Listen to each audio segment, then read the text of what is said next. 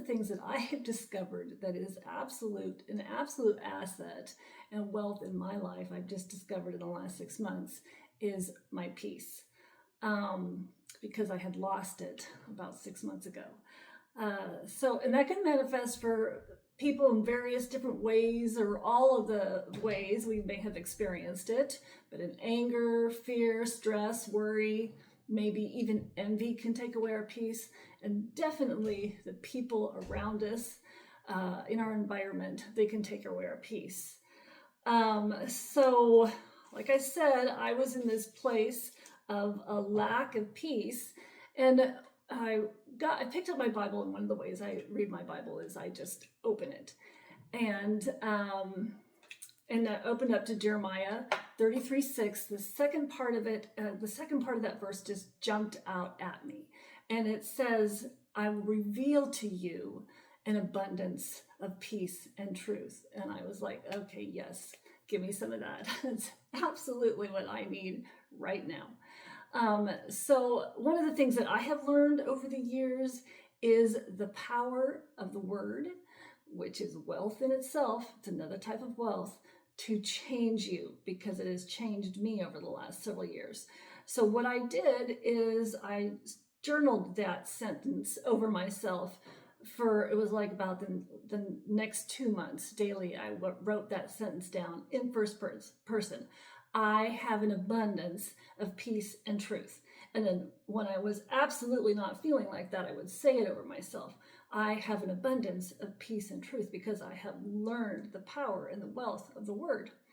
And I kid you not, it was just a handful of days, definitely less than a week, I had gotten my peace back. That struggle that I had, that it was a constant fight, that loop that you'll have in your mind when you don't have your peace, it was gone. I had regained my peace by the wealth and the power of the word. And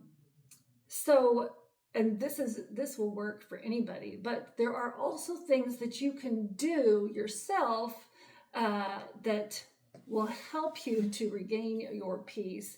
And this is the things that are within your control. Now, there are some circumstances, of course, that are not within your control, but certainly the areas in your life, and you know what they are, that are within your control. And some examples might be social media can steal our peace sometimes. Give yourself a break. Fast from that. Turn the thing off. We don't need to be, stop that scroll. Another thing is the news. I turned the news off a long time ago because it would steal my peace. It's biased, one-sided, divisive on purpose.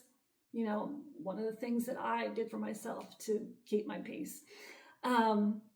The people around you, usually the ones who are closest to your families, your family, your friends, your relationships, and the people that I may be talking about in your particular circle, these people who have caused drama for years and steal, all the time your peace and your joy. Well, you have the right to stop the drama. You have the right to close that door, and you have every right to take back your peace. I give you permission. If you are looking for it, take your peace back. Shut the door. It sounds harsh, but especially if you've been dealing it for years, trying to keep the peace, trying to keep the relationship, there does come a time where you have to shut the door. And sometimes what comes, what they don't tell you when you do that, there may come some grief along with that, because it might be somebody who you care about. But you have to make a decision, ultimately. What is more important to you? Is it keeping your peace, keeping that wealth in your life, keeping that asset that's so important in your life, or going through this continuous drama with these people that are your peace robbers in your life? So I actually hope I've given you a new perspective on what wealth can actually look like. Definitely, it's the power of the word, the life-changing power of the word. Definitely, it's peace. This is an asset that's very dear, I know, in my life. And you have the power in your own hands to take your peace back. So I will see you guys all again soon.